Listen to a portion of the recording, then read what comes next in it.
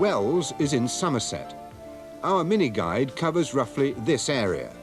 In addition to Wells, it also includes Glastonbury and Cheddar Gorge.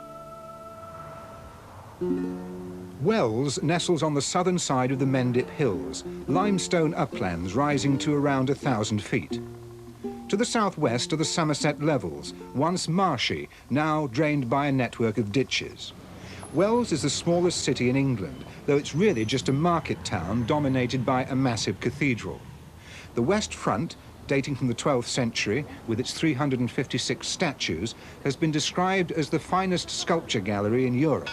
There are regular guided tours from Easter until October.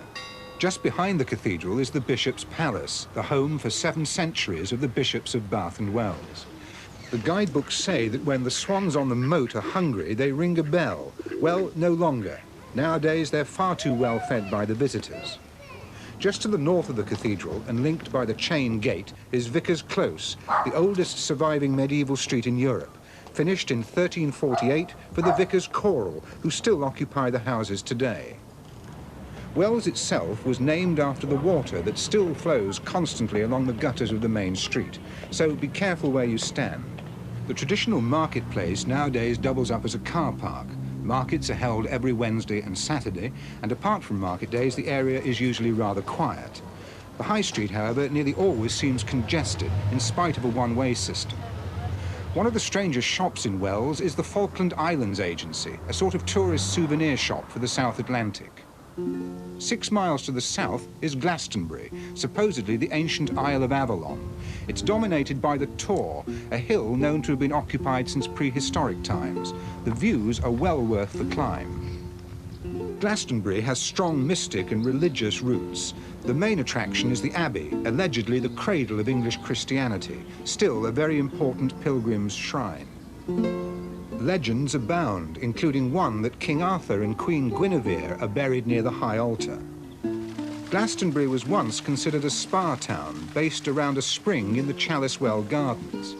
25,000 gallons a day pour out. You can still take the waters, and the gardens are a favourite spot for meditating.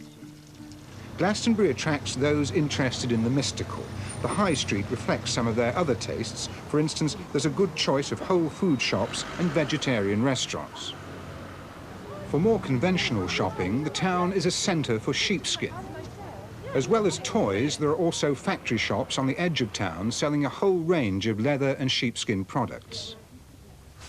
A couple of miles northwest of Wells are Wookey Hole Caves. The limestone rock of the Mendips has, over time, been washed away to form large and spectacular natural caverns. Amongst other attractions included in the all-in-one Wookey Hole ticket are an Edwardian funfair and a penny palace pier. Watch out for inflation, though. 1 old penny now costs 2 new pennies to buy. The most commercialised attraction, especially at weekends, is Cheddar Gorge. A ticket covers entry to the caves, you can pre-book to go cave diving, and up Jacob's Ladder, a tiring 274 steps to the top of the gorge. But even if you only drive through, and that's free, the sheer limestone cliffs are an impressive sight. If you're into easy riding, then the levels stretch for miles, and bikes can be hired for about £4 a day. The levels are an area of rich, dark peat. You can visit the peat centre in West Hay. Here you can see how peat is cut and dried for burning, using traditional methods. At Chewton Mendip, to the north of Wells, you can see how cheddar cheese is made, the farmhouse way.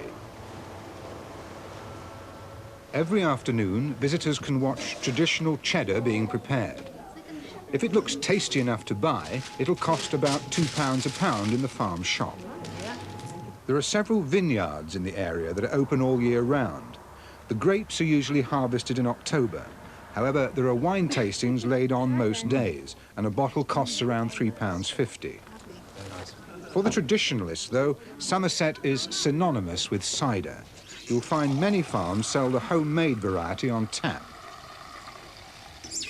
At £2.60 a gallon, the tastings here seem to go down very well indeed.